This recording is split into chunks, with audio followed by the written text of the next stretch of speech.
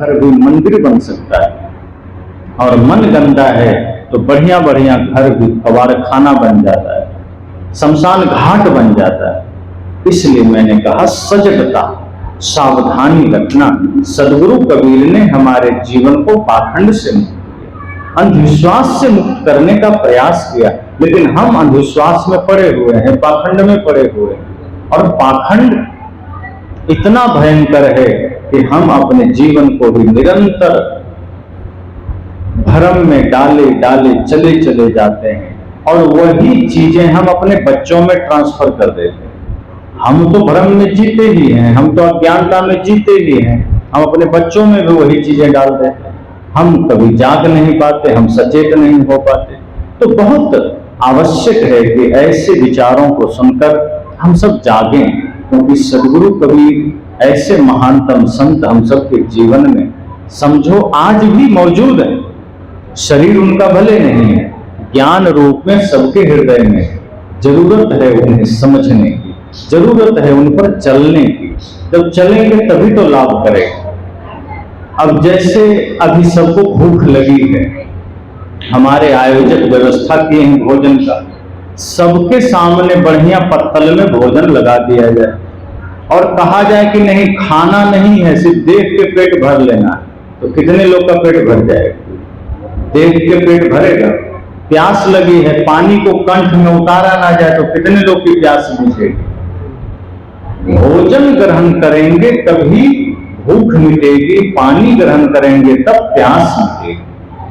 सत्संग में भी जब हम सत्संग को अपने आचरण में उतारेंगे तब भ्रम मिटेगा, तब अशांति मिटेगी, तब दर्द मिटेगा, तब समस्त समस्याएं मिटेगी। हम सत्संग को सिर्फ देखते हैं और ज्यादा से ज्यादा मस्तिष्क में ले लेते हैं। ज्ञान को हमने हृदय में आने ही नहीं दिया, और जब ज्ञान दिल तक नहीं पहुंचता, से दिमाग में रह जाता है, तो वह आचरण में नहीं उतरता है। दिमाग में आया हुआ ज्ञान सिर्फ तर्क वितर्क के लिए काम आता है। कहीं चौराहे में 4 लोग खड़े हो गए, तर्क वितर्क करने लगेंगे कि मैं भी गीता जानता हूं, मैं भी रामायण जानता हूं, मैं भी महाभारत जानता हूं, यही तो होगा। कोई कहेगा मैं भी बुद्ध को जानता हूं, मैंने भी 6 दर्शन पढ़ा है, मैंने भी 18 पुराण पढ़ा है। बस यही बातें चलती रहेगी। फिर सामने वाला कहेगा तुमने पढ़ा होगा, मैंने तो और भी पढ़ा है, मैंने तो विश्व दर्शन भी पढ़ा है। अब दोनों में ज्ञान में ही तर्क वितर्क होगा, कुतर्क होगा, विवाद होगा। लेकिन जो सच्चे अर्थ में ज्ञान को हृदय में उतार लिए हैं, वो कभी भी विवाद नहीं करेंगे। अगर सामने वाला कह देगा कि तुमने क्या पढ़ा है, हमने सारा शास्त्र पढ़ा है, तो जिसने ज्ञान को हृदय में उतारा है वो हाथ जोड़ लेगा कि हाँ, आप जैसे ज्ञानी को पाकर हम भी धन्य हो गए। हम तो कुछ नहीं पढ़े हैं, हम तो अभी अपने आप को पढ़ने में लगे हैं, हम तो अभी अपने विकारों को मिटाने में लगे हैं, हम कुछ नहीं जानते। जो सच में ज्ञानी होते हैं वो सदैव अज्ञानी बने रहते हैं। वे कहते हैं मुझे कुछ भी ज्ञान नहीं, मैं तो अपने को जानने का प्रयास करता हूं। लेकिन जो अधूरा ज्ञानी है वही कहेंगे मैं सब जानता हूं। अगर कोई कहे कि मैं सब जानता हूं, समझ जाना भी बहुत थोड़ा ज्ञान है इसके पास, अधूरा ज्ञान है। इसलिए साहब ने कहा है कहानी कबीर अर्ध घट डोले, पूरा होए विचार ले बोले, कि आधा घड़ा जल सदैव ज्यादा छलकता है और घड़ा में जल पूरा हो तो छलकता नहीं। तो जहां अधूरा ज्ञान होगा बड़बड़ बड़बड़ चलता रहेगा, छोटी छोटी बात में भी टांग अड़ाते रहेंगे। और इसका प्रमाण यही होगा कि वह अपने आचरण में नहीं उतारेगा और दूसरे को ठीक करने की चेष्टा करेगा। फिर आदमी यह प्रयास करता है कि चिंता मत करो, मैं तुम्हें ठीक कर दूंगा, और कोई ठीक नहीं कर पाता। जब आदमी यह कहता है कि मैं दुनिया को ठीक नहीं कर सकता, बस मैं अपने को ठीक कर लूं, तो समझ जाना ये संसार को बदल सकता है। जो अपने को ठीक कर सकता है, अपने मन को ठीक कर सकता है, वही संसार को ठीक कर सकता है। और जो यह कहता है कि नहीं नहीं मैं तो पहले तुम्हें ठीक करूंगा, तो समझ जाना कि ये खुद महाबिगड़ा हुआ है, दूसरे को भी बिगाड़ने में लगा। तो सदगुरु कहते हैं सच्चा ज्ञानी वह है जो ज्ञान को हृदय में धारण करता है, जो मस्तिष्क में धारण कर लिया किसी काम का नहीं। तो इसी तरह से जो सत्संग है हम सब सुने और उसे अपने हृदय में धारण करें, अपने आचरण में उतारें, तब क्या होगा कि सारे पाखंड मिटेंगे, सारे अंधविश्वास मिटेंगे, सारे भ्रम मिटेंगे, फिर आप यथार्थ बनकर जिएंगे और तब जीवन में प्रेम जागृत होगा, तब जीवन में सत्य, अहिंसा, करुणा जागृत होगी। अभी बात बात में हमें ईर्ष्या हो जाती है, कोई अच्छा किया तो ईर्ष्या हो गई, कोई आगे बढ़ रहा है तो हमें उसके प्रति नफरत, घृणा हो गई, कोई हमारी बात नहीं माना तो हमें गुस्सा आ गया। तो ये सारे विकार इसलिए हैं क्योंकि ज्ञान अभी हमारे आचरण में नहीं उतरा। तो इस सत्र में इसी मंगल कामना के साथ कि हम सबके जीवन में ज्ञान हमारे हृदय तक उतर सके, ताकि हम सारे भ्रम अपने जीवन से मिटा सकें और यह जान सकें कि किसी भी संत का ज्ञान रटने से नहीं होगा, उसको जीवन में उतारने से होगा। सदगुरु कबीर के मंदिर में जाके हम पूजा करें, चाहे राम के मंदिर में करें, बात एक ही है। पूजा करनी है तो कर्म को पूजा बना लीजिए। घर में झाड़ू लगाओ तो ये समझो कि ये घर ही मंदिर है।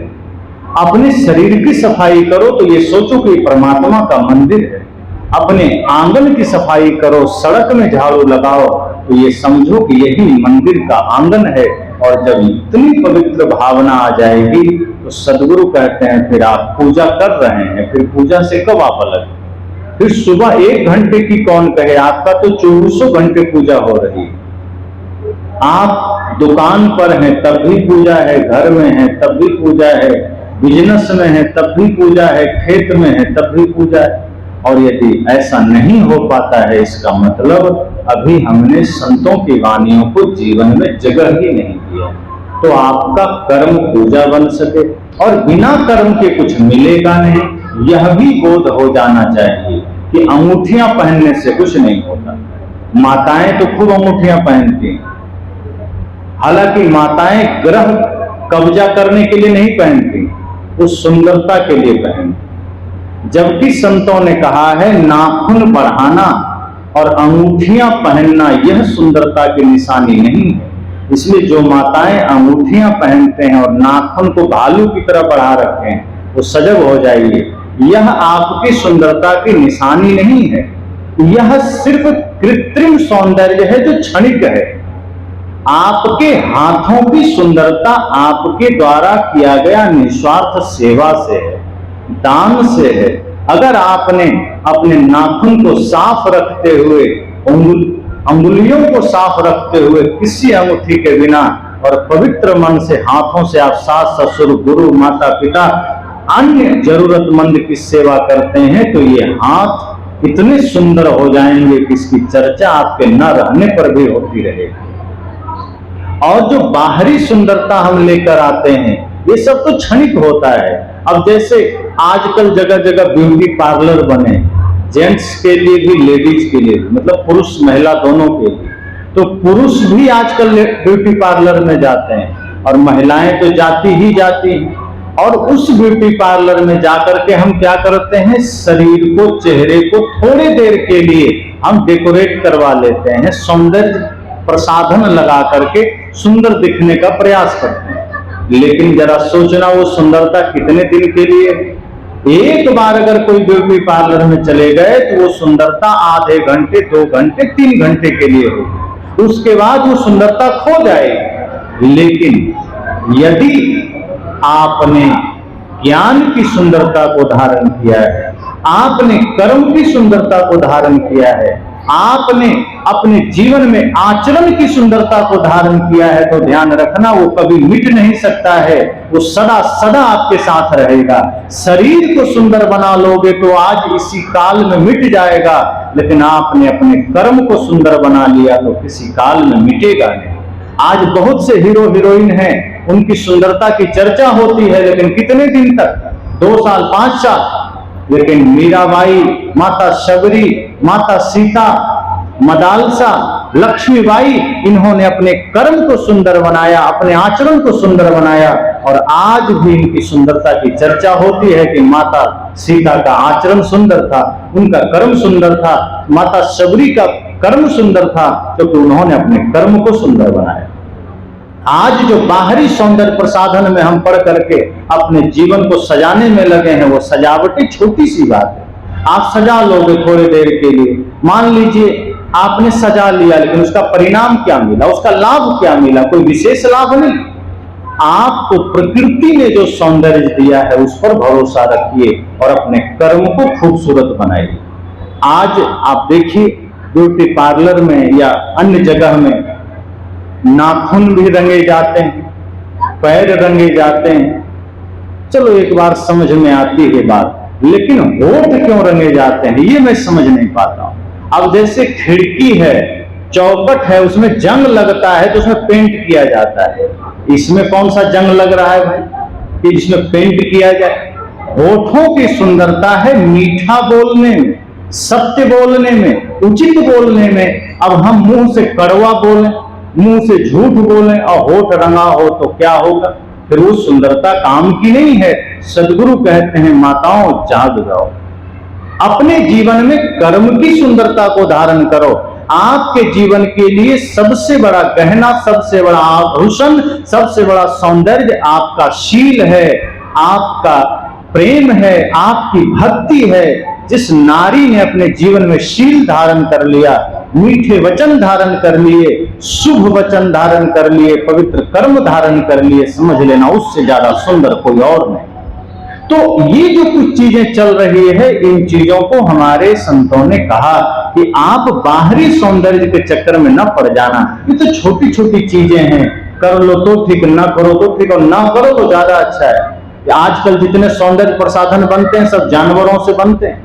छोटे छोटे बछड़ों के खून से लिपस्टिक बन रहे हैं, और जितने क्रीम पाउडर हैं वो सब जानवरों के आंतों से और उनके न जाने हड्डियों से बनाए जा रहे हैं। अगर हमने कोई भी सौंदर्य प्रसाधन यूज किया है, प्रयोग किया है, तो हम किसी न किसी जानवर के हिंसा में जिम्मेदार बन रहे हैं, हम उसके पाप का भागी बन रहे हैं। इसलिए अगर चेहरे को सुंदर बनाना है तो उसका भी नेचुरल उपाय करना, एलोवेरा लगा लेना, हल्दी लगा लेना, चंदन लगा लेना, अपने से बना के लगा लेना, और सबसे बढ़िया शुद्ध खाना, फूड, ये जो स्ट्रीट फूड है, फास्ट फूड, ये छोड़ करके नेचुरल भोजन लेना। Coca, Pepsi, Thums Up छोड़ करके जूस पीजिए, रस पीजिए, शरबत पीजिए और शुद्ध भोजन करिए, योग करिए, प्राणायाम करिए।